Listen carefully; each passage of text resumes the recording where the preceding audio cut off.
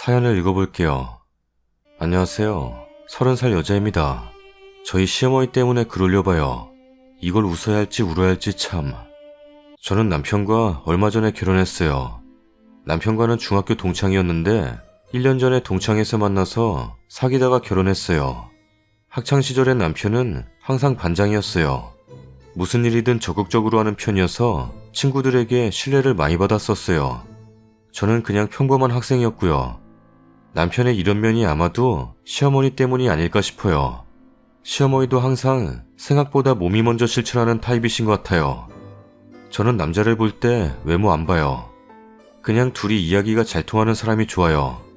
그렇다고 남편이 못생긴 건 아니에요. 주위 사람들이 항상 남편 얼굴 보고 결혼했냐고 하는데 얼굴보다도 그냥 자연스럽게 만나게 되었어요. 근데 제가 남자를 볼 때 딱 하나 보는 게 있어요.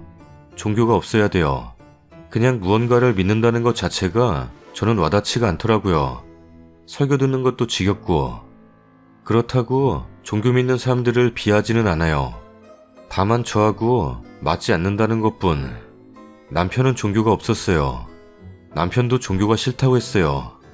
그래서 나랑 부딪힐 일은 없겠다 생각했어요. 연애할 때도 한 번도 안 싸웠거든요. 근데 복병이 있었네요. 시어머니. 시어머니는 교주예요. 속칭 사이비 교주. 나이에 비해 연세가 많아 보이시는 외모에 말투를 보면 그리 어울리지는 않아 보이는데 어쩌다 그리 되신 건지. 아마 미리 알았더라면 결혼을 안 했을 것 같아요. 근데 비참하게도 결혼하고 나서 알게 되었네요. 남편과 시어머니가 저를 철저하게 속였던 거죠. 신혼여행 다녀와서 다음날 남편이 저를 어디론가 데려가더라고요. 교회랑 절이랑 짬뽕을 시켜놓은 듯한 건물이었는데 입구에는 부처님이 십자가를 들고 있고 예수님이 목탁을 들고 있었어요. 이게 뭐지 싶었네요. 너무 희한했어요. 무슨 판타지 영화를 보는 것만 같은 분위기에. 남편한테 물어봤어요. 여기 뭐야? 이상해. 왜 왔어 여기? 라고 했더니 처음에는 그럴 수 있어. 일단 들어가자. 라고 하더니 저를 안으로 데려가는 겁니다. 갔더니 시어머니가 헤어롤을 말고 있는 상태로 절 쳐다보시는 겁니다. 시어머니에게 말했어요. 어머님, 웬 헤어롤이에요? 그런 것도 하세요? 라고 했더니 남편이 쉿, 조용히 해. 라는 겁니다. 뭐야? 주위 분위기는 엄숙한데 시어머니 차림새가 웃기잖아. 라고 생각하고 있는데 시어머니가 성부와 성자와 성령의 이름으로 나무아미탑을 관세음보살 아멘. 라는 겁니다. 뭐야? 천주교, 불교, 기독교 짬뽕이야 뭐야?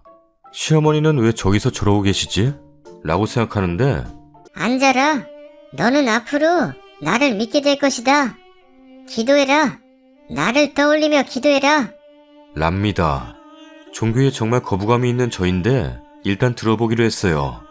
이 나라에서, 이 세상에서, 이 지구에서, 온 우주에서 유일하게 종교를 통합한 신이란 말이야.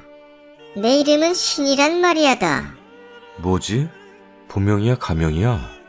결혼식 할 때 보니까 이름이 신이란이었는데 그래서 신이란 말이야야? 뭐야? 이상해. 잘 들어라. 내 앞에 있는 자여. 나는 그동안 너가 알고 있던 평범한 사람이 아니다. 예수님 위에 하나님, 하나님 위에 부처님, 부처님 옆에 세 번째 있던 신이란 말이야다. 하나님과 부처님은 지금 이 세상에 존재하지 않는다. 가끔 존재한다고 하는 사람들이 있는데 그것은 거짓이야. 하나님, 부처님 전화번호 있냐? 없다. 여러 신들 중 유일하게 살아있는 나, 신이란 마리아만 유일하게 전화를 받을 수가 있다. 도저히 저런 이상한 소리를 듣고 있을 수가 없었어요. 남편에게 말했습니다. 방구야 나 갈래. 데려다줘. 그랬더니 남편이 어허, 성스러운 곳에서 내 이름은 신이란 마리아의 아들이란 마리오다. 네네 얼른 데려다주세요. 아들이란 마리오씨. 그래, 알겠다. 저희는 이만 물러가겠습니다. 신이란 마리아여. 성부와 성자와 성령의 이름으로 나무아미탑을 관세음보살 아멘. 성부와 성자와 성령의 이름으로 나무아미타불 관세음보살아멘. 차를 타고 가는 도중 남편에게 물어봤어요. 뭐야 도대체? 자기 종교 없다며? 아니 그건 그렇다 치고 이 무슨 이상한 종교는 뭔데? 많이 놀랐어? 장난해? 저 상황에서 안 놀랄 사람이 어딨어? 무슨 종교 3가지를 다 짬뽕해놨네. 그냥 다니는 것도 아니고 어머님은 교주인 거야? 와, 이걸 우리 엄마 아빠한테 뭐라고 말씀드리냐? 지금 너랑 결혼한 거 정말 후회해. 내가 제일 싫어하는 게 종교 믿는 거라고 분명히 말해서 잘 알고 있을 텐데 지금 뭔가 사기당한 기분이야. 너무 그러지 마. 나도 이 짓 하고 싶어서 하는 거 아니야. 뭐? 아까는 아들이 한 말이오니 뭐니 하더만. 아, 그건 그냥 뭐 돈이 되니까 하는 거지. 내 차랑 우리 집 다 저거 해서 산 거야. 저거 하다니? 사람들 오면 헌금하잖아. 생각보다 많이 해. 너가 상상도 할 수 없을 만큼. 가만히 생각을 해보니 정말 그랬습니다. 남편 차는 억대의 스포츠카, 집은 강남의 고급 빌라, 프리랜서라고 하는 남편의 직업은 사실상 없었어요. 고정적으로 출퇴근 시간 따로 없이 저랑 데이트하다가도 급한 일이 있다며 가버리는 남편이었어요. 그럴 때 남편은 모범 택시 불렀어. 타고 가. 랍니다. 모범 택시? 그냥 카카오 부르면 되는데 웬 모범 택시? 그냥 타고 가. 싸구려 타게 하고 싶지 않아. 밥을 먹을 때면 이렇게 비싼 걸 먹어? 뭐야 너무 비싼데. 뭘 맛있게 먹어. 그냥 먹는 게 남는 거야. 라고 하며 데이트 비용에 돈을 아끼지 않았었어요. 뭐야 자기 돈 이렇게 많아? 부자네. 엄마가 돈이 많아. 라고 얼렁뚱땅 넘기고는 했었거든요. 그런데 결혼하고 마주한 이 상황이 어리둥절했어요. 어떻게 해야 할지 머릿속이 정말 꽉 막힌 기분이었어요. 어렵게 생각할 거 없어. 세상은 알아서 잘 흘러가. 흐름 가는 대로 살자. 당분간은 잘 모르니까 그냥 내 옆에 붙어 있어. 다음날 남편이 그 이상한 곳으로 저를 데려갔는데 사람이 정말 많았어요. 좋기 1000명은 넘어 보이더라고요. 뭔가 시작됐나봐요. 성부와 성자와 성령의 이름으로 나무아미타불 관세음보살아멘. 나 신이란 말이야. 나를 믿어라. 당신들에게 평탄한 삶을 약속한다. 안 좋은 일들이 피해갈 것이야. 여유가 되는 자들은 헌금을 하라. 돈은 흘러가는 법, 나눠 쓰는 법이니라. 그리고 당신들에게 할 말이 있다. 항상 여러분들의 헌금을 전액 기부를 했었는데 이번에는 전액 기부를 못할 것 같다. 남자를 불러라. 네, 신이란 말이야요. 불어라. 헌금에 손을 댄 이유를 풀어라. 뭐야? 헌금에 손을 댔다고? 저런. 죄송합니다, 신이란 말이야요. 목구멍이 포청천이라는 말이 있다. 이유를 대라. 저희 어머니가 사고로 수술을 하시게 되었습니다. 수술 비용이 부족해서 그만. 죄송합니다. 남의 돈을 탐하는 자는 벌을 받아야 한다. 근데 수술비가 얼마인가? 200만 원입니다. 여봐라. 이자의 손을 저 상자 안에 넣어라. 신이란 말이야요. 그건 좀... 어허. 내 말을 거역하는 게냐. 죄송합니다. 이리 와. 손 넣어. 아... 손에 무엇이 잡히느냐. 무슨 종이들이 뭉쳐 있습니다. 그걸 모두 가지고 어머니에게 돌아가거라. 2천만 원이다. 당분간 병원비 걱정 안 해도 될 게야. 신이란 말이야요. 감사합니다. 신이란 말이야요. 감사합니다. 성부와 성자와 성령의 이름으로 나무아미타불 관세음보살아멘. 안에 있던 모든 사람들이 환호성을 치고 시어머니의 이름을 부르는데 뒤에서 남편이 다들 잘 속네. 뭐가? 저거 다 연기야. 저 남자도 연기한 거고. 뭐? 2천만 원으로 수십억을. 그것도 2천만 원 줬다가 다시 돌려받는 건데. 여기 사람들은 헌금을 많이 해. 정말 어렵게 사는 사람들이 10만 원씩 하고 많이 하는 사람들은 100만 원 넘게 하기도 해. 1000명이 넘으니까 뭐 대충 계산해도 몇 억이지? 이걸 하루에 벌어. 일주일에 한 번만 해도 어마어마한데 우리는 주 3일이야. 머리 잘 굴러가고 있어? 어때? 이제 내가 왜 이 짓 하고 있는지 알겠지? 신기하다. 헌금을 많이 하는 것도, 저렇게 많은 사람들이 여기 오는 것도 대단하기도 하고 불안하기도 하고. 나쁘게 생각할 거 없어. 어차피 겉으로 보이지 않는 실체, 이 종교를 믿나 다른 걸 믿나 이게 나쁜 게 아니야. 사이비가 끼는 애도 저 사람들에게는 믿음으로 힘이 되어준다고. 그럴 수도 있겠네.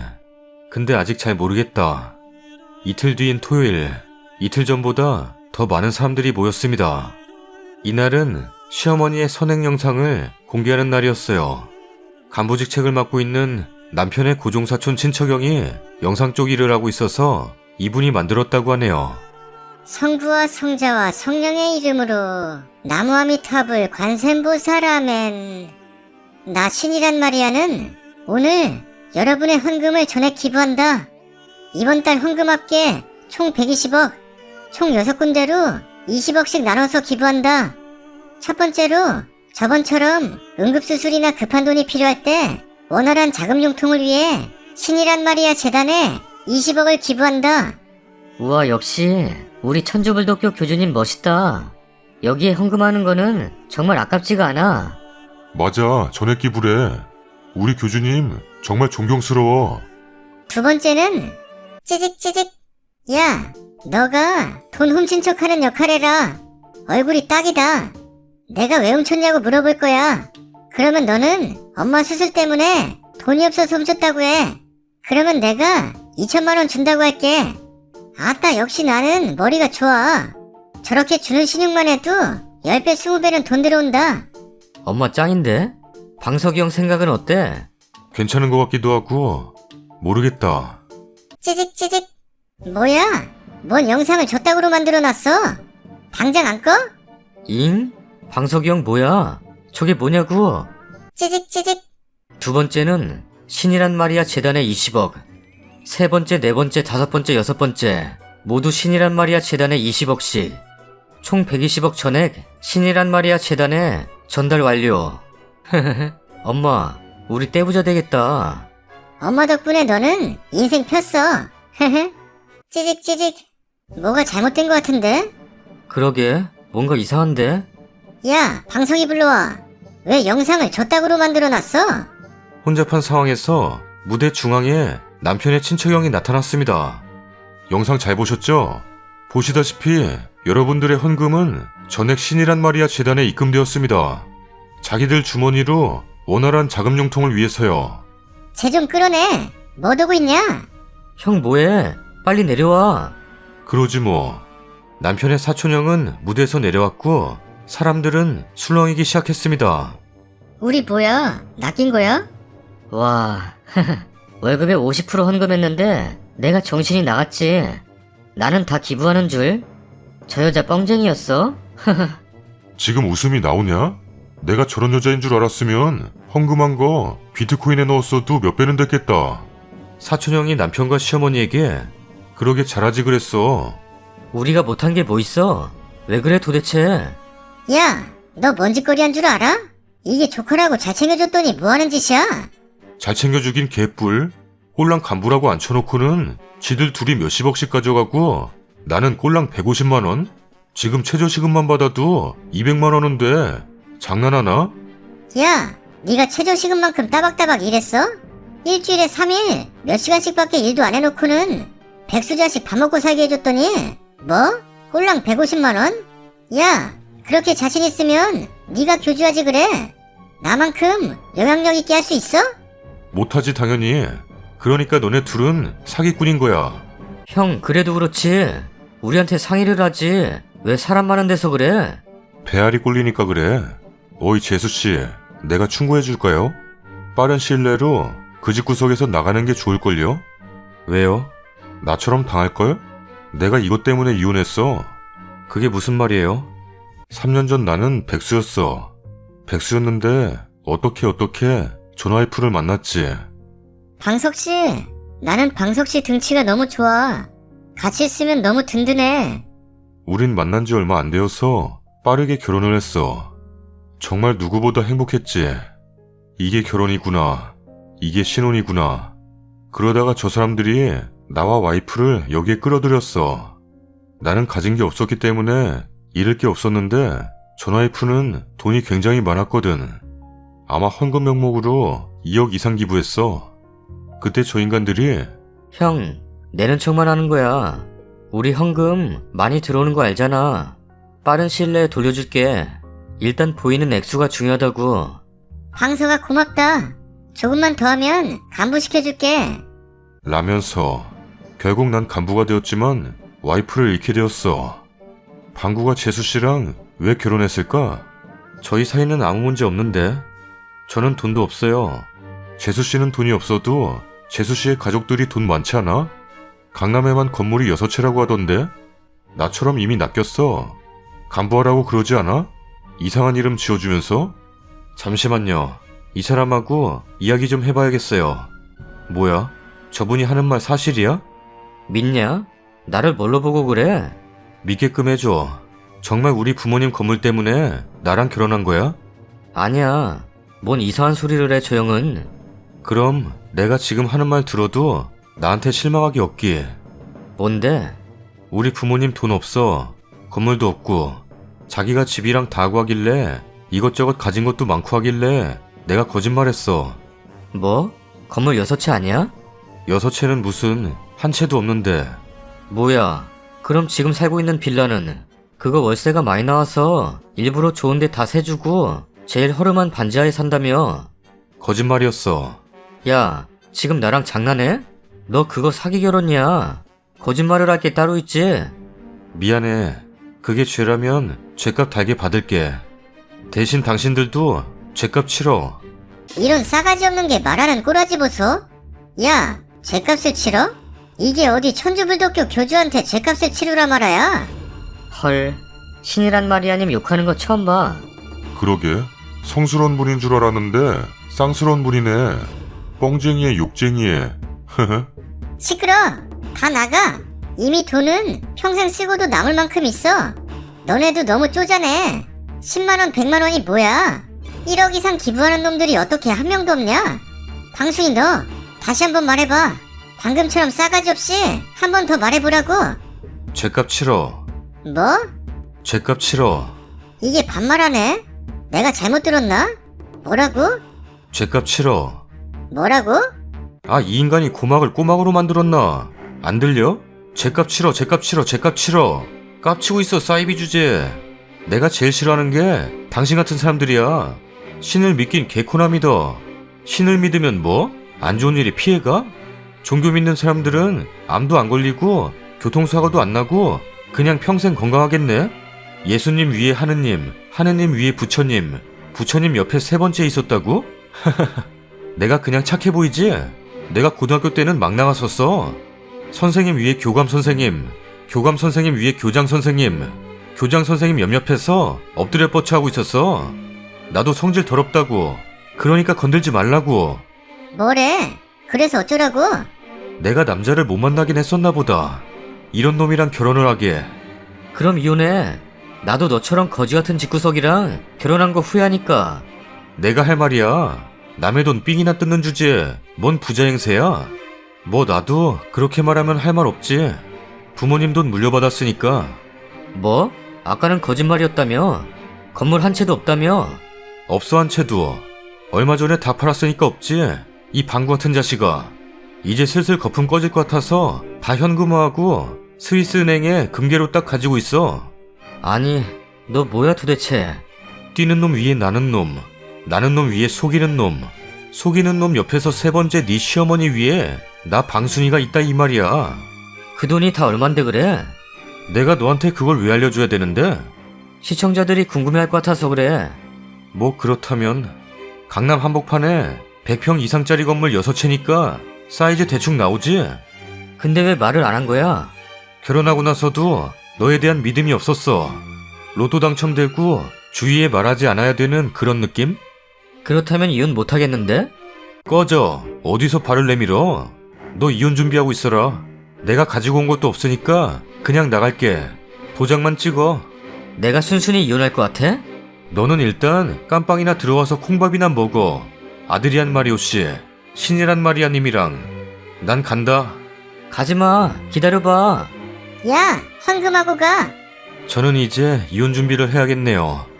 짧은 결혼 생활, 나름 행복하게 보냈었는데 얼마 가지 못했네요. 조금 더 신중했어야 했는데 나이가 차니 마음이 급했나봐요. 이제 정말 종교의 종자도 듣기 싫어요. 역시 한 번 든 생각이 바뀌지는 않네요. 그래도 종교를 믿는 것 자체가 나쁘다고는 생각 전혀 안 합니다. 제가 믿는 게 싫을 뿐. 뭔가 일주일에 한 번씩 로또를 기다리는 마음처럼 무언가를 믿는다는 것이 정말 인생에 도움이 될 수도 있거든요. 저는 아니지만요. 다음 사연입니다. 올해 28살 되는 여자입니다. 어이가 없는 상황이라 적어봅니다. 얘랑이도 동갑이며 결혼식장 집계가 끝났고 상견례 집 도배까지 마친 상태였습니다. 시아버지 생신날 외가족과 생일 파티를 한다 하여 가족들에게 인사도 할 겸 같이 가자였고 서울에서 이모님 댁인 대구까지 가게 되었습니다.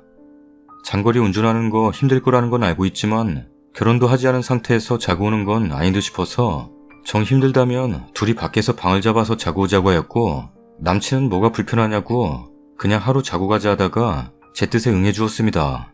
그러더니 그냥 당일날 올라가자 하더군요. 생신은 외식을 한다 하여 원피스를 입고 왔습니다. 평소 바지를 잘 안 입습니다. 남친이 의자에 앉는 곳으로 간다 했었어요. 이모님 집에 거의 도착해서 남친이 시부모님께 도착했으니 나오시라 연락을 하였더니 생신상을 집에서 차리게 되었다며 올라오라 하셨습니다. 순간 당황해서 남친에게 어떻게 된 일이냐 물었는데 남친은 나도 몰랐어. 엄마가 그런 얘기 안 했었어. 외식하는 줄로만 알고 있었지. 랍니다. 순간 촉이 팍 오는 게 이모님들이 내가 어떻게 하는지 보려고 집으로 부르시는구나 하고 생각했습니다. 인사를 드리고 집으로 들어서는데 약속 시간보다 15분 늦었음에도 불구하고 아직 음식 준비에 바빴습니다. 남자분들, 이모부님 2분, 시아버님, 조카 1명, 거실에 상을 펴고 앉아서 TV를 보고 있었고 이모님 시어머니는 부엌에서 분주하셨습니다. 절 보시더니 부엌에 있는 식탁에 앉으랍니다. 우선 앉았는데 여간 불편한 게 아니었습니다. 남친에게 나 도와드려야 할 것 같다고 하니 됐어. 그냥 앉아있어. 라고 했고 그렇게 3분 정도 있다가 이모님에게 저 수저라도 놓을까요? 했더니 큰이모님이 당연한 거 아니니? 너 말 안 했으면 어쩌려고 했니? 라면서 비꼬시는 겁니다. 아니 그럼 처음 간 집에 말도 없이 부엌 안으로 들어가서 수저를 그냥 가지고 나와서 올려둡니까? 남친이 이모에게 나도 쟤네 집 가서 아무것도 안 했는데? 하니까 남자랑 여자랑 같니? 하더군요. 다를 건 또 뭔데? 참네. 수저를 두는데 남친이 도와주더군요. 그 전에 저보고는 본인들 일하는 부엌 앞 식탁에 앉으라고 남친한테는 거실상에 가서 앉아있으라 했어요. 남친이 도와준 것도 나중에 제가 삐질까봐 도와줬답니다. 여튼 수저 젓가락 순서도 바꿔 올려뒀더군요. 이모님이 저에게 이거 순서 바뀌었다고 지적하자 남친이 자기가 한 거라고 하니 아무 말 안 하시더군요.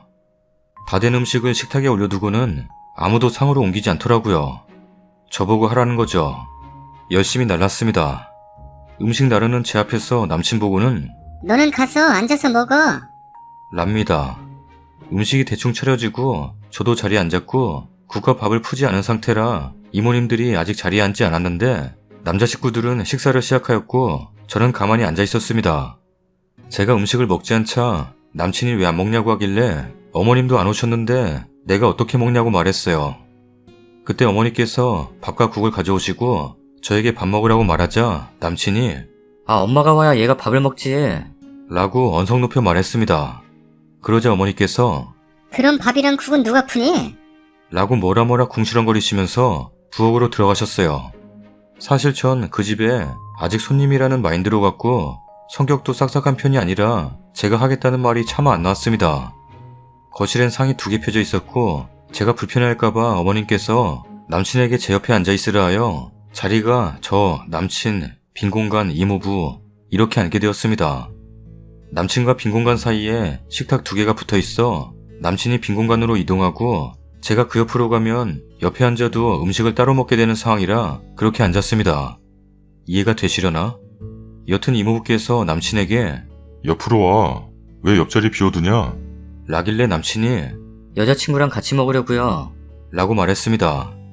전에 처음 시댁에 인사 갔는데 남친은 소파에 누워있고 아버님은 TV 보시고 저랑 어머님만 바닥에 앉아 얘기했거든요. 그날 이후 난 니네 집 가면 불편하니 제발 옆에라도 붙어 있어달라 부탁했습니다. 이 얘기를 하는 이유는 나중에 둘의 싸움의 원인이 됐기에 말씀드립니다. 식사를 마치고 큰이모님께서 이것저것 말씀을 하시더군요. 그날 큰이모님 말고는 아무도 말을 걸어주지 않아 감사했습니다. 하지만 말의 요약은 나는 맞벌이하지만 집안일 육아 내가 다 했다. 작은 이모도 그렇고 남자에게 집안일은 손끝 하나 대게 하지 마라. 아침에 출근하는 남편에게 음식 찌꺼기 봉투 쥐어주는 여자 이해가 안 간다. 여자가 내조를 잘해야 남자가 성공한다. 하지만 여자도 일은 해야 한다. 요런 내용이었습니다. 상견례 때 저희 엄마가 요즘은 맞벌이 하니까 집안일 육아는 도와주는 개념이 아니라 같이 한다는 개념으로 살아야 한다고 말하자 시부모님들도 맞다고 하셨었습니다. 속으로는 그 말이 마음에 들지 않았을까요? 시어머니 앞에선 말 못하시고 뒤로 얘기하시는 성격입니다. 이모님께서도 네 시엄마가 마음이 약해서 이런 얘기 잘 못해. 그래서 내가 대신하는 거야. 랍니다. 본인이 나중에 요양병원 차릴 거라고 하니 시어머니께서 일 갖다 쓰면 되겠네. 랍니다. 제가 물건인가요? 제 직업이 간호사입니다. 아, 제 호칭은 야, 너, 제, 얘입니다. 계속 그런 얘기가 오가니 보다 못한 큰 이모부님께서 그만하라고 하더군요. 뭐 어때? 내가 계속 말 걸어줘서 얘도 좋을 거야. 랍니다. 계속 말씀 듣고 있었고 얘기가 끝나가기에 저도 그릇을 나르려 했는데 그냥 두랍니다. 앉아서 얘기나 더 하자고. 그렇게 계속 하시는 얘기 듣다가 집에 오는 차 안에서 남친이 오늘 고생했어. 사는 건 우리 둘이니까 이모 얘기 너무 담아두지 마. 대신 우리 부모님 앞에선 내가 집안일 하는 거 안 보여드리면 돼. 60평생 그렇게 사신 분 우리가 맞춰야지. 어떻게 네 고집대로 바꾸려 하냐? 이게 말인지 방군지. 아버님은 사업하시는 분으로 바람도 많이 피셨다고 하고 어머님은 평생 일 한 번 안 해본 전업주부십니다. 그러면서 하는 말이 아까 이모부가 옆으로 오라 했는데 안 가서 어른들이 네 욕할지 모르겠다. 라고 하는 겁니다. 그게 왜 욕먹을 일이냐니까. 남자가 벌써부터 여자 옆에 붙어 앉아 있다고. 나는 괜찮지만 우리 가고 나서 네 욕할까봐 걱정된다. 라네요. 전 이해가 안 가요. 이게 욕먹을 일인가요? 그래서 제가 그게 왜 욕을 먹을 일이냐 하니 나도 몰라. 그냥 내 생각에 어른들이 안 좋게 볼 것 같아서 한 말이야. 라더군요. 그냥 둘이 무한반복. 난 그게 왜 욕먹을 일이냐. 남친은 그냥 그럴 것 같아서 한 말이다 하며 언성이 높아졌고 이모님 말씀 어머님 말씀 다 떠오르며 서러움에 눈물을 흘렸습니다. 저도 짜증나는 거 아는데 잘 울어요. 감정 컨트롤을 못합니다. 그러니까 갑자기 뭐가 그렇게 서러워서 우냐? 우리 집에서 뭘 그렇게 잘못했냐? 라면서 짜증을 냅니다. 그렇게 대판 싸웠어요. 많은 일이 있었지만 어찌어찌 화해했고 며칠 후 남친이 어머니랑 통화했다기에 뭐라 하시냐 물었습니다. 남친이 저 들으면 안 좋을 얘기랍니다. 참나. 뭐라 했냐니까 그럼 말할 테니 화내지 말랍니다.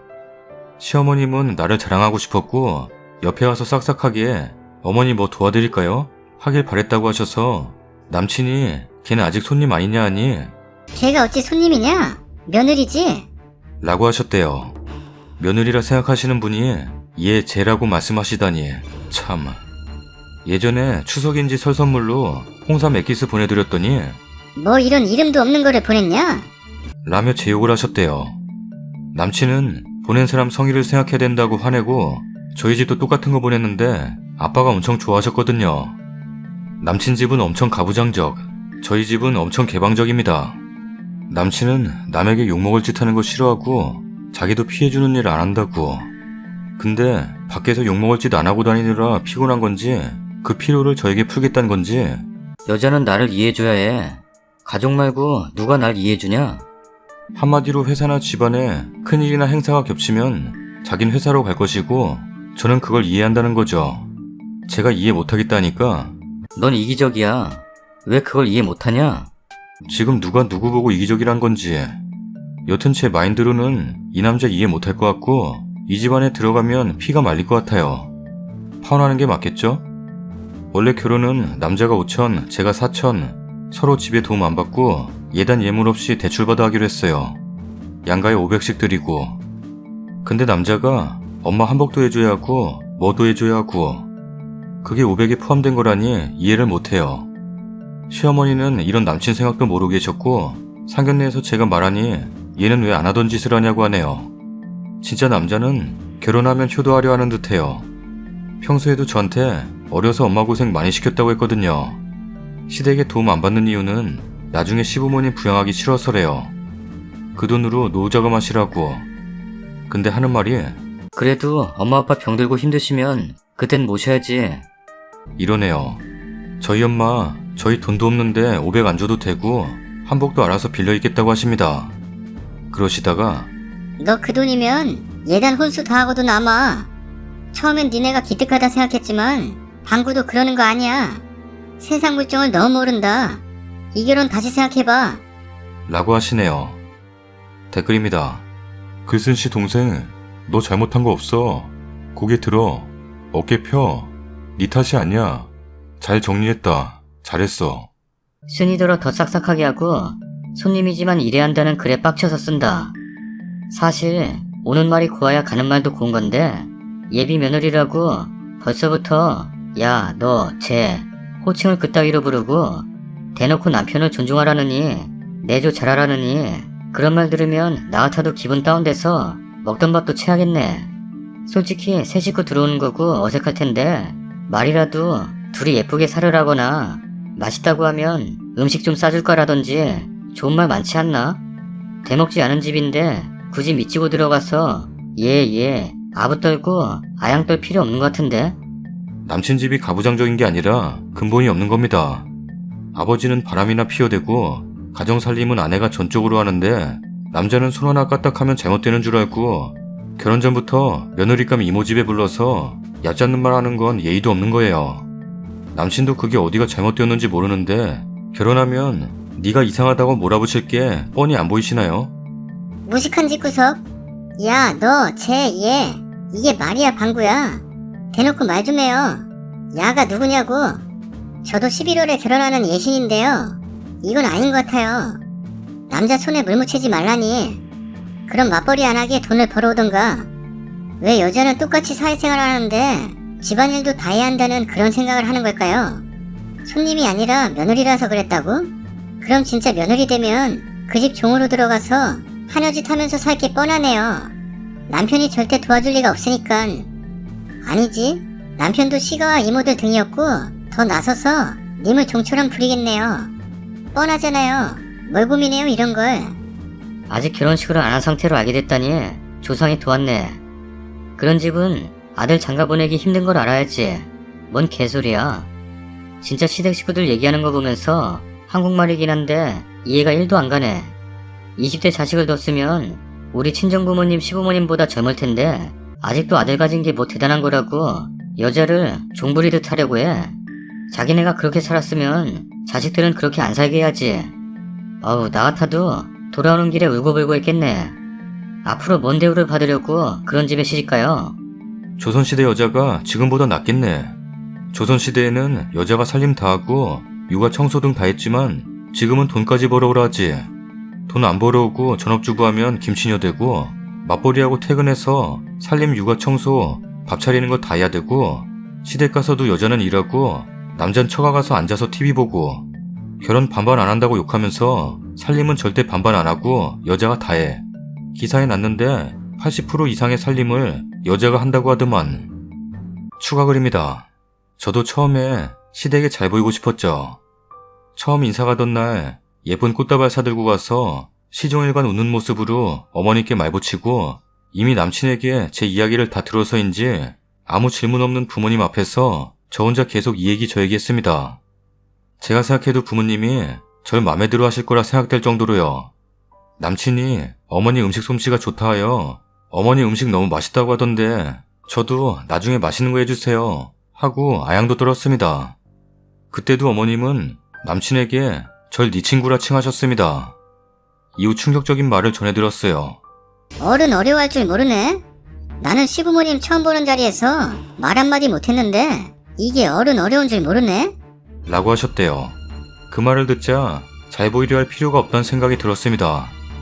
남친이 배가 많이 나왔는데 밥 먹고 배를 쓸어내리면서 배부르다기에 저도 남친 배에 손 한번 올리고 배부르냐 물어봤는데 그걸 안 좋게 보신 모양입니다. 그런데 이번엔 싹싹하게 안 했단 뭐라 하시고 제가 시이모님 집에 가서 아무것도 안 했다고 하시는 분들 저는 수저도 놓고 음식도 나르고 저 뭐 할까요?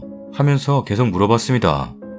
어른들이 보기에 그렇게 사근사근해 보이지 않았을지 몰라도 나름 노력했습니다. 그리고 남친한테 니네 집 갈 때마다 옆에 있으라는 것도 아니고 이번에 처음 인사 가고 내가 어색하니 오늘만은 옆에 있어달라 부탁했던 겁니다.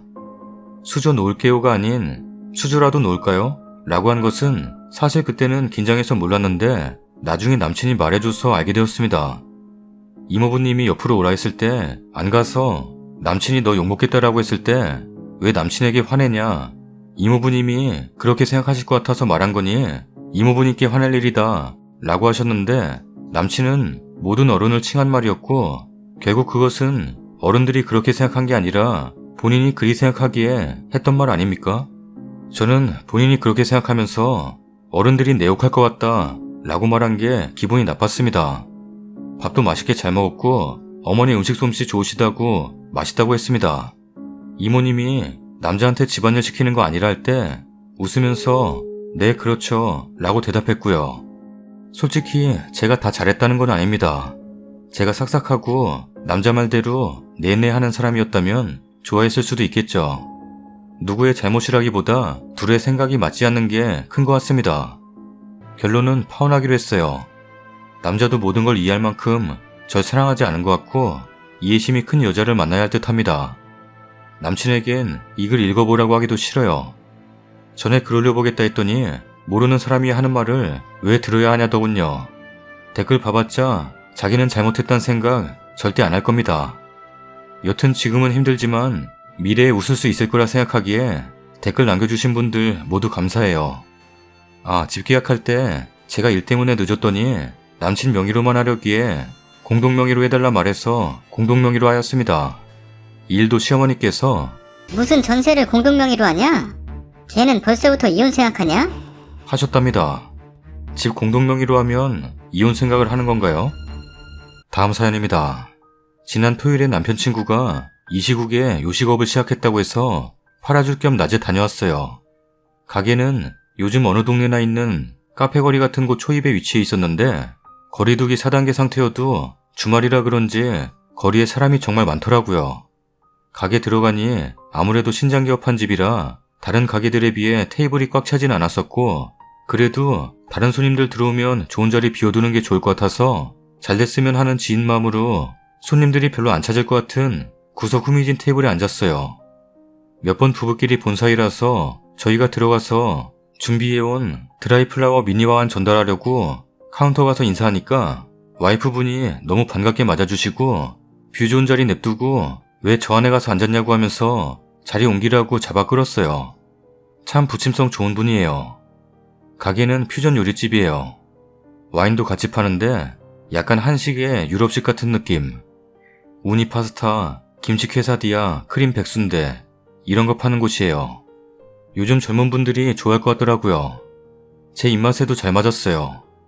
저는 얼마 전에 돌진한 아가가 하나 있는데 친정에 태어나서 아이 처음 맡기고 신랑이랑 둘이 데이트처럼 나온 거였어요. 엄청 홀가분하고 기분 좋다가도 계속 아이가 걱정되고 신경 쓰여서 빨리 먹고 들어가야겠다 생각 중이었어요. 가뜩이나 손님 많이 받고 장사 신경 써야 하는데 지인이라고 죽치고 오래 앉아있는 거 몇십만 원어치 팔아줄 거 아니고서야 별로 좋은 거 아니겠다 싶기도 했고요. 거리두기 단계 격상만 아니면 여러 친구들 데리고 가서 시끌벅적하게 가게 분위기 살리고 매출도 많이 올려줬겠지만 그럴 상황이 아니다 보니 그래서 여기서 점심 맛있게 먹고 아이 보느라 고생하셨을 친정부모님 드시라고 포장도 하고 당연히 마트에서 사는 게 더 싸지만 가게에서 와인도 2병 정도 사가려고 맘먹고 갔어요. 남친이랑 친구분은 고등학교 동창이고 아주 절친까지는 아니어도 친구들 모이면 꼭 끼어있는 멤버라고 했거든요. 저도 아이 낳기 전까지는 프랜차이즈지만 디저트 카페 운영했던 터라 자영업자 마음 충분히 이해하고 있었어요. 그런데 참 안타깝게도 식사 다 먹도록 저희 말고 손님이 아무도 안 들어오더라고요. 그래서 홍보가 좀 덜 됐구나 싶어서 제가 음식 사진 찍어서 인스타에 올리고 페이스북에 위치 등록까지 시켰어요. 나중에 오시는 분들 태그도 편하시라고. 그래서 자연히 원래는 일찍 일어나려고 했는데 좀 더 앉아 차 한 잔 더 하게 됐어요. 정말 여기까지는 서로 와줘서 고맙다, 식사 너무 맛있게 했다, 자주 오겠다, 축하한다, 진짜 분위기 좋았어요. 근데 그 다음이 문제였어요. 아내 되시는 분이 아이는 잘 크냐고 물어보셨고 저희 신랑이 아유, 너무 잘 커서 요즘 내 허리가 끊어질 판이죠. 아주 건장해요. 라고 얘기했어요. 그랬더니 남편 친구가 네가 애 안고 다녀? 라고 했고 신랑은 당연하게 그럼 내가 앉지 누가 하나? 라고 대답했어요. 그 부부는 아직 아이가 없는데 갑자기 그 친구분이 아내분한테 난 아이 생겨도 내가 안고 다니진 않을 거야. 라고 했고 저는 걱정되는 마음에 왜요?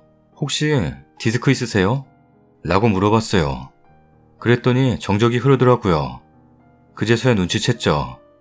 아, 저 친구분은 애기 보는 건 여자 몫이라고 생각한다는 뜻이었구나. 우리 남편이 남자 망신? 혹은 남자답지 못한 행동한다고 놀리는 거구나. 제가 너무 눈치 없이 요즘 어떤 애 아빠들이 저런 마인드가 있을까 상상도 못했어서 디스크라도 있냐고 물어봤던 거예요. 진짜 같은 자영업자로서 저도 목 디스크로 고생을 꽤나 했어서 아이는 둘째치고 디스크 있으면 홀영업 같은 것도 보통 일이 아닐 텐데 어쩌나 걱정했던 건데 딱 3초만 생각해보고 말할걸. 본의 아니게 그 친구분 꼽준? 매기는 꼴이 돼버린 거죠. 화제를 돌리려고 식자재 너무 신선하고 좋다고 플레이팅 이쁘다고 폭풍 칭찬하는데 남편 친구분이 표정이 피식피식 마스크 너머로도 약간 비웃듯 하는 게 느껴지더니 저기 재수씨, 애 좀 안 안겠다는 게 사람 병구 만들 일이에요? 이러는 거예요. 제가 정말 그 말 듣고 얼어붙었어요. 할 말이 없더라고요. 미안하다고 하기는 싫고 이미 그 태도에서 거기서 그럼 왜 애 안지도 않겠다는 거냐고 주제 이어가기도 싫고 제가 당황해서 한숨 쉬니까 신랑도 같이 한숨 쉬더니 너 집에서 장남의 외아들인 것도 알겠고 귀하게 큰 것도 내가 10수년을 들어서 알겠는데 남이 너한테 싫은 소리 좀 했다고 그렇게 발끈해서 앞뒤 안 가리고 화내는 거 좀 고쳐. 자영업하면서 별의별 사람들 다 만나는데 네가 주방에서 요리하는 것도 아니고 재수씨가 요리하면 네가 서빙하면서 사람 상대하는데 뭔 말 나올 때마다 이럴 거야? 라고 하고 저 데리고 나왔어요. 미리 준비한 현금은 어쩔 줄 몰라 하면서 뒤따라 나오는 와이프분 앞치마 주머니에 꽂았고요. 한사코 안 받으시겠다는 거 와준 걸로 고마운데 저희가 가게 오픈으로 예민해서 그런 거라고 이해해달라고 그러시는 거 꼭 받으시라고 하면서 돈은 또 한 끼도 드리고 왔어요. 집에 오는 길에 제가 나 진짜 싫은 소리 할 의도로 그런 말 한 거 아니라고 신랑한테 얘기하니까 신랑은 알아. 쟤는 친구들 모임에서도 조금만 누가 뭐라 하면 저래. 시국 아니랬으면 이렇게 소수로 볼 일 없이 친구들 여럿이서 가서 대충 매상 올려주고 오면 될 일인데 괜히 좋은 마음으로 축하해주러 왔다가 험한 꼴 봤네. 미안하다. 랍니다. 그러면서 애기 옷이나 하나 사서 들어가자고 장모님 좋아하시는 것도 하나 사자면서 백화점에 들렀는데 신랑한테 전화가 오더라고요. 그 친구가요. 어디서 가짜니까 훈계질이야? 네 돈 안 받아. 하고 끊어버리더라고요.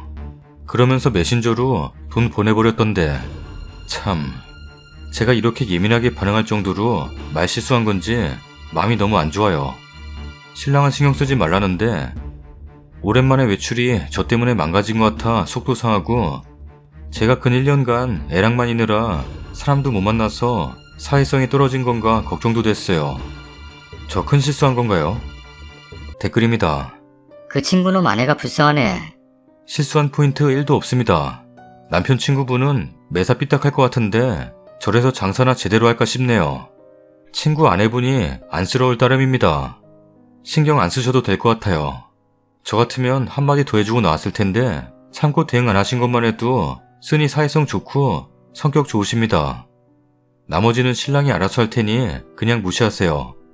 그런 식으로 따지면 친구 남편이 먼저 시비 턴 거네요.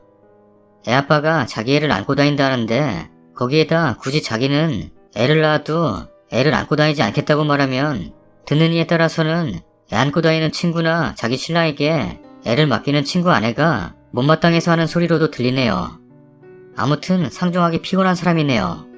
의도하신 건 아니지만 그래도 디스크 있냐는 발언으로 속 시원하게 잘 먹이셨네요. 그냥 듣고만 계셨으면 고구마였을 듯. 남편 친구도 본인이 시대의 흐름에 못 따라가는 모질이인 거 알아서 발끈하는 것 같네요. 너무 이상한 사람이네요. 옛날 아빠들도 안 그랬어요. 저희 아빠 환갑 넘으셨는데 저랑 제 동생 어릴 때 많이 놀아주시고 목마도 태워주시고 많이 안아주셨어요. 지금은 돌쟁이 제 딸도 많이 안아주시고요. 옛날 사람이나 요즘 사람이나 그런 사람은 그러고 안 그런 사람은 안 그래요. 영국 왕세손도 지 아빠 품에 안겨있던데? 하여튼 꼭 노비 천민 출신들이 저래. 남자 하면서 귀하게 큰 줄 알면 남도 귀하게 큰 줄 알아야지. 대체 무슨 가정교육 받으면 저러나? 저 친구는 말 맞따라 귀하게 큰 내 남동생 6대 독자는 그런 공중에 떠 있어야 함? 일찍 장가가서 손주 떡 하니 나와서 할머니 안겨드리면서 자기가 애 7대 독자 타이틀 깨보실 거라는 중인데? 그 와중에 지 와이프 불면 날아갈까 쥐면 부셔질까 모시고 사는데 친구놈이 뭔데 저럼? 진심 궁금함. 가정교육 부실이다 진짜. 참 못됐다 못됐어. 다음 사연입니다. 마음은 심란하고 정신은 어디 가출한 듯이 하루하루를 살고 있습니다. 털어놓을 곳이 많지 않아 여기 끄적입니다. 저는 지방에 사는 31살입니다. 와이프와 동갑이고요. 결혼 3년 차에 저에게 이런 일이 일어나서 많이 혼란스럽고 힘듭니다. 와이프는 아이를 가진 후 육아휴직을 하며 집에서 생활하였고 아이 낳고 살이 쪄서 운동하고 싶다고 해서 헬스 개인 PT도 150만원짜리 결제도 해주면서 제 나름대로 아내를 잘 챙겼다고 생각합니다. 와이프는 육아휴직을 마치고 복직한 뒤 자주 회식이라며 외출을 하였고 오랜만에 육아를 떠나 일하는 아내가 늦게 들어와도 그러려니 이해를 하려고 했습니다. 제가 너무 이해를 해준 탓일까요? 술을 먹고 새벽 4시 넘어 귀가하는 시간이 점점 늘어가기 시작했고 의심을 하였지만 저희에게는 눈에 넣어도 안 아픈 2돌도 안 된 아기가 있는데 그런 짓을 할까 생각하였습니다. 올해 3월 아이가 2돌이 되기 며칠 전 저는 보고 싶지도 생각하기도 싫은 장면을 보았습니다. 빌라 2층 베란다에 있는데 어떤 남자와 와이프가 함께 빌라 입구로 오더니 남자가 제 와이프에게 목에 자국 난 거 잘 가려라. 라는 말을 하는 걸 들었습니다. 그 소리를 들은 저는 격분해서 베란다 위에서 뭐냐고 따지니 남자놈은 택시를 타고 도망가듯 갔고 와이프는 집으로 올라오더니 회사 동생에게 무슨 짓이냐고 적반하장으로 나오는 겁니다. 아내는 술도 안 먹었다고 하는데 술 냄새가 났고 그 상태로 아기가 자고 있는 곳으로 가려고 해 저는 그 더러운 몸으로 어딜 가냐고 화를 냈습니다. 그러고는 화장실에 들어와서 안 나오길래 장모님께 먼저 전화를 걸었고 팔은 안으로 굽는다고 장모님은 그럴 애가 아니다라고만 하셨습니다. 제가 장모님께 전화하는 걸 들었는지 와이프는 밖으로 나와 장모님 전화 받고는 나도 숨 좀 쉬고 살자. 라고 하는 겁니다. 솔직히 와이프는 대기업 주의하는 회사에 일을 했고 저는 야간이 없는 병원 일을 해서 칼퇴가 가능해서 애를 돌보는 건 제 몫이었습니다. 저는 5시 반 퇴근이라 어린이집에서 애를 데려오는 것도 제가 했고 집에 데려와 애를 씻기는 것도 밥을 먹이는 거 재우는 것 또한 제가 다 했습니다. 힘들지 않았다면 거짓말이겠지만 애를 제대로 돌보지 않는 아내에게 이교대하니까 힘들겠지 하면서 제가 다 했습니다. 와이프는 간혹 저와 함께 쉬는 날이면 2살인 애한테 계속 TV를 보여주며 혼자 놀게 두었고 와이프는 핸드폰만 만지작만지작거리는 게 일수였습니다. 술 먹고 들어온 후 저와 말다툼 후 와이프는 집을 나가서 그날 집에 들어오지 않았고 나중에 알고 보니 회사 근처 모텔에 갔더군요. 다음날 아침에 얼마 전에 사줬던 와이프 차 블랙박스를 보니 가관이네요. 차마 여기에 다 적지는 못하겠습니다. 상상하시는 그대로입니다. 그래서 처가에 제가 본 걸 다 말하고 장모님은 그제서야 용서해달라고 했지만 저는 용서할 자신이 없었습니다. 나중에 그 여자한테 전화 오더니 어떻게 할 건데? 라더군요. 그전부터 저한테 바람 피면 이혼이라고 말한 여자라 이혼이야. 네가 한 짓은 간통이야. 넌 뭐가 그리 떳떳하게 말하냐? 라고 했더니 간통죄 없어졌는데? 어쩌라고? 라고 뻔뻔하게 말하더군요. 그래서 저는 더 이상 이 여자와 살면 안 되겠다는 생각에 애기 데리고 나와 현재 본가로 들어와서 살고 있습니다. 이혼 준비하면서 와이프에 대해 이리저리 알아보니 대단하더군요. 전 직장에서 양다리 걸치고 그중 한 명한테 몇백 빌린 뒤 양다리 걸친 거 들켜서 퇴사 후 잠수 타고 3금융 손대서 추심 들어올 뻔한 적도 있고 결혼 전에 알았다면 얼마나 좋았을까요? 작년에 군대 전역한 젊은 놈은 뭐가 좋다고 유부녀랑 놀아났는지 참 어이가 없습니다. 아이 영유아 건강검진, 예방접종을 예약한 날도 그놈과 술 먹는다고 가지 않았습니다. 아이 태아보험료도 1년 내고 그 다음 아이 넣지를 않아 실효되었더군요. 저는 잘 넣고 있는 줄만 알았습니다. 와이프는 저에게 정확한 월급에 대해 이야기를 해준 적이 없어 거의 생활비는 제 카드로 결제를 했던 상황이라 와이프의 카드 내용을 제가 잘 몰랐습니다. 그런데 와이프의 카드 결제 내역을 보니 정말 한숨만 나오네요. 한 달에 월 200~300씩 쓰고 있었고 벌써 카드 한도 초과까지 썼더라고요. 그런데도 그놈 자취하는 곳 주위에서 이불 74만원치 샀네요. 참 같이 살림 차릴 생각인지. 그 여자 빚 때문에 협의 이혼하고 있습니다. 복수하고 싶은데 명예훼손이니 뭐니 피해자를 위한 법은 없더라고요. 회사 년놈들 이름 다 까발리고 싶지만 애기 아빠로 범죄자가 되면 안 될 것 같아 참고 있습니다. 아이는 엄마의 정을 받고 자라지 않아 다행인지 엄마를 찾지 않고 잘 지내고 있습니다. 왜 가해자들은 저렇게 웃으면서 지내는데 피해자인 제가 이렇게 힘들어야 하나요? 이 나라 법은 가해자를 위한 법인 것 같습니다. 중구난방으로 적었습니다. 긴 글 읽어주셔서 감사합니다. 안녕하세요 여러분들. 저는 이 글쓴이의 절친한 친구입니다. 친구에게 양해를 구해 계정을 빌려서 작성을 하고 있습니다. 제가 목격한 사실들을 얘기하기 위해서입니다. 저는 이 친구의 연애 시절부터 쭉 지켜봤습니다. 이 여자 때문에 항상 힘들어했습니다. 사람들 앞에서 무안 주는 거는 예사고 친구의 친척들과 모이는 자리, 모처럼 대학교 친구, 고등학교 친구들이 모이는 자리에서도 전화로 거기는 왜 갔냐? 지금 당장 집에 들어가. 그럴 시간에 나를 보러 오라고. 때를 쓰고 화를 내고 욕하는 게 다반사였습니다. 제가 보기에도 집착이 병적으로 심했습니다. 친구들 커플끼리 놀러갈 때도 자기 맘에 안 드는 게 하나라도 있으면 바로 버스를 타고 혼자 집에 가고 집에 가서 전화로 화내고 욕하고 더 웃긴 일도 있습니다. 결혼식 전날 친구 커플들끼리 모였습니다. 분명 그 여자한테도 얘기를 했고요. 다음날 화장 때문에 술을 마시면 안 되니 친구 보고 혼자 가서 놀라고 했습니다. 친구들끼리 재밌게 노는데 수시로 전화가 오더군요. 나 빼고 노니까 재밌냐? 집에 빨리 안 들어가냐? 뭐 하는 짓이냐? 옆에서 통화를 듣고 있던 저희 친구들도 다 황당했습니다. 분명히 얘기를 했고 허락을 했으니깐요. 여러분이 생각하시는 대로 또 싸웠습니다. 그래도 다음날 결혼식이니 잘 풀리길 바라면서 집으로 귀가를 했죠. 결혼 후에는 참 제 친구한테 심한 말을 많이 했습니다. 특히 친구 부모님을 무시하기 시작했어요. 너희 집에서 해준 게 뭐가 있냐? 너희 집이 그렇게 잘났냐? 등등. 뭐 판에서 흔히 얘기하는 시댁? 전혀 그렇지 않습니다. 친구 어머니께서는 그 여자가 전화하기 전까지는 절대 하지 않으셨습니다. 할 말이 있으시면 친구를 통해서 하였지만 그것 또한 집안 행사 관련 말씀이셨습니다. 결혼식 전 직장이 서울이라 청첩장 돌리러 갔을 때 서울까지 가서 뭐가 마음에 안 드는지 혼자 화를 내며 버스 타고 갈 거라고 터미널까지 갔었습니다. 그것도 친구 어머니와 누나가 가서 옷 사주고 먹을 거 사주고 어르고 달래서 같이 있었고요. 밑에 댓글에 보니 그래도 애엄만대 하시는 분 잘 보십시오. 이 여자가 어땠는지. 이 여자는 모종이라고는 찾아볼 수가 없었습니다. 친구에게 들은 얘기도 있지만 제가 친구 집에 놀러가서 본 장면도 있어요. 거실에 애가 뛰면서 놀고 있는데 주위에 장난감이 많이 널브러져 있는 상황임에도 신경도 쓰지 않더라고요. 그냥 방에 TV 보러 가더군요. 참나, 이게 애엄마라는 사람이 할 짓인지. 불륜 이후 친구가 많이 힘들어할까봐 제가 계속 붙어 있었습니다. 그 당시 친구의 눈은 거의 돌기 직전이었으니깐요. 혹시나 사고를 칠까봐. 위에 친구가 작성한 글에도 있지만 그 사건 다음날 전화가 왔습니다. 그때 제가 옆에서 다 들었죠. 간통죄 없어졌다. 갈 때까지 가보자. 오히려 적반하장. 그 여자가 먼저 이혼 조건을 달더군요. 그리고 이틀 후 법원에서 만났습니다. 같이 동행해달라던 친구의 부탁 때문에요.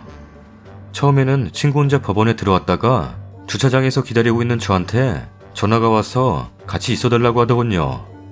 무슨 일이지 싶어서 가봤습니다. 이 여자 정말 대단합니다. 껌을 짝짝 씹으면서 본인이 먼저 조건을 제시했으면서 이제 와서 말을 다 바꾸더군요. 법원에서 어디선가 상담을 받고 온 듯 했습니다. 어찌 그리 뻔뻔하던지. 심지어 법원에서 짜증까지 냈습니다. 오히려 친구는 차분해졌으나 제가 눈이 돌았었죠, 완전. 친구가 오히려 저를 말렸습니다. 작성하다 보니 다시 화가 나네요. 제 친구 정말 많이 힘들어했습니다. 본인 일 아니라고 쉽게 말하시는 분들 익명이라고 그러지 않으셨으면 좋겠습니다. 제 친구에게 많은 격려와 위로 부탁드립니다. 댓글입니다. 상대 남자한테 위자료 청구도 하셨어요?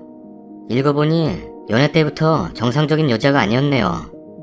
다 알고도 끝내 결혼한 글쓴이가 답답하네요. 무튼 여자랑 상간남한테 위자료 잔뜩 받아내시고 아이랑 새 출발하세요. 화이팅. 지금 아이도 친자식이 맞는지 궁금해지네요. 뻐꾸기 자식 키우고 있는 건 아닌지. 우선 증거 다 모으고 합의혼 절대 해주지 말고요. 친자식인지 검사도 진행해보세요. 여자 행실을 봤을 때 친자식 아닐 확률도 있어요. 사람은 불완전한 동물이므로 도의적인 부분을 넘어서 법으로도 인간의 일탈을 막아야 함에도 간통죄를 위헌 결정한 법조계도 문제입니다. 제가 볼 때 전 아내분은 전혀 반성의 기미도 없고 그간 벌여온 일은 너무나 계획적이라 잠깐의 실수로 인한 일탈과는 상황이 전혀 다르네요. 다만 마음 단단히 먹되 너무 서두르지 마시고 이 사태에 대한 책임과 손해를 민사를 통해 양육권은 물론이고 상대에게 금전적인 보상도 요구하셔야 합니다. 이혼남 누나입니다. 전월케 그 여자는 저희 집 와서 설거지 한번 한 적 없고 일하면서는 피곤하니 뭐하니 해서 집에 온 적도 거의 없습니다.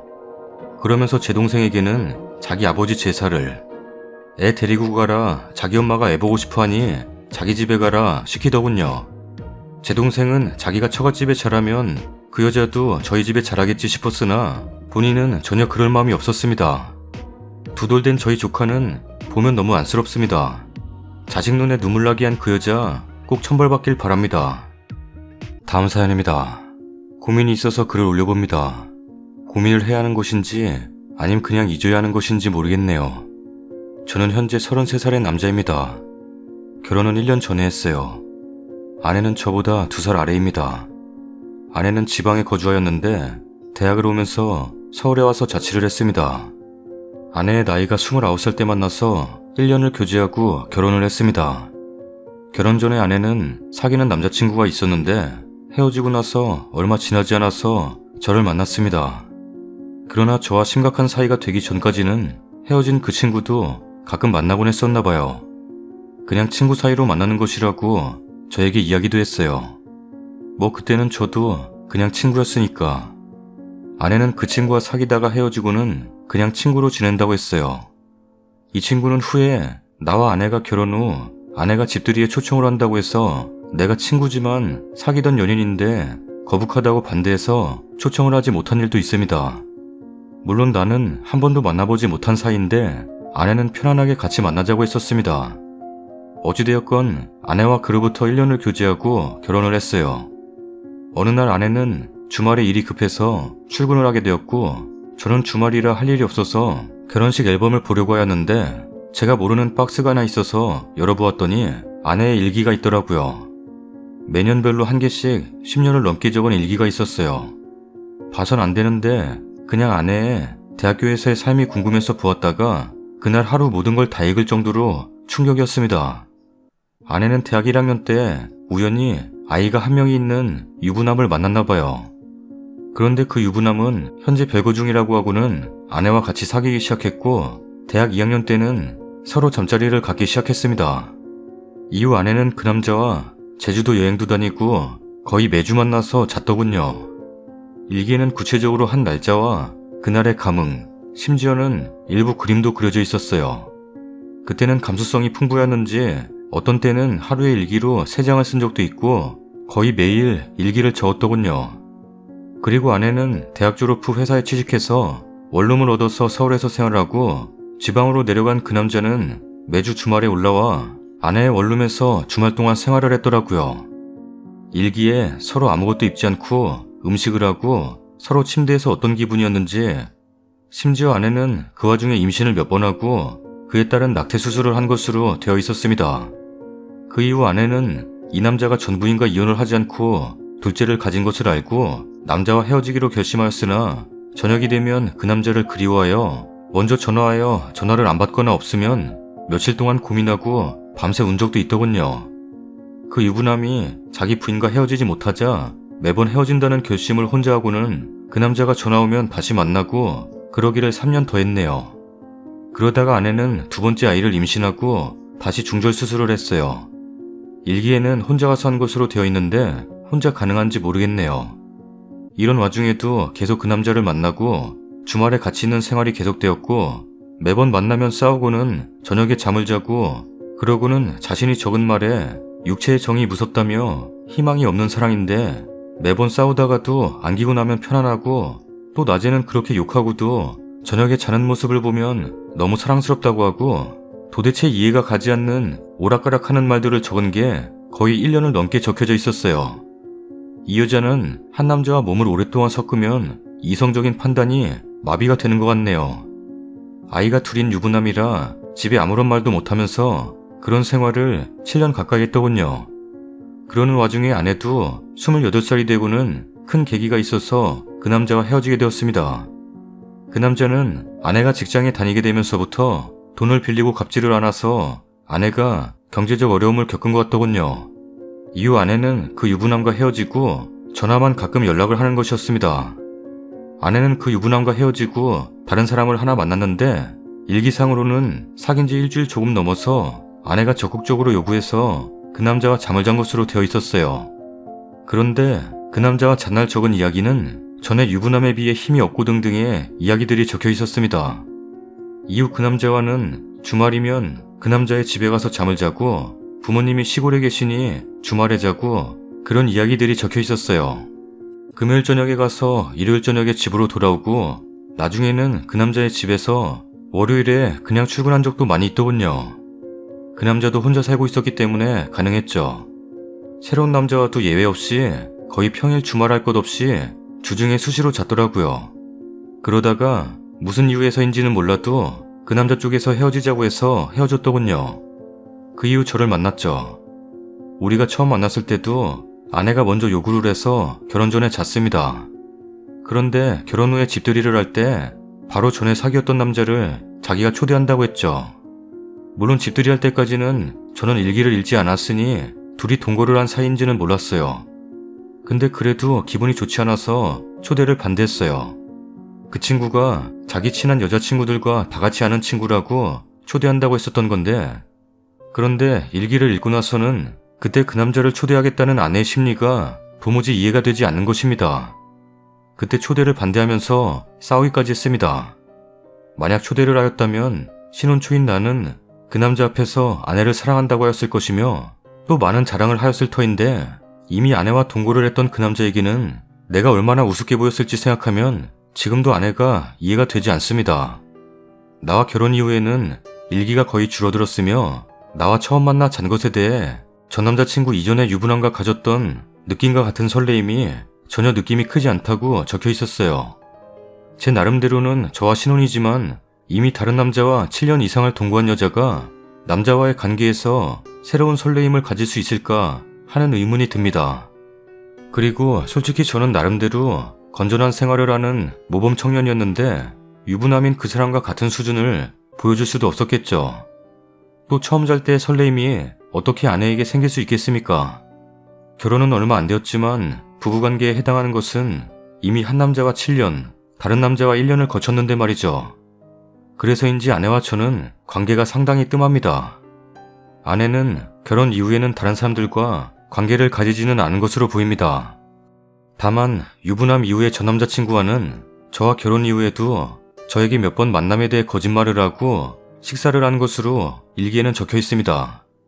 저에게는 다른 친구를 만난다고 하고 그 친구를 만난 것이죠.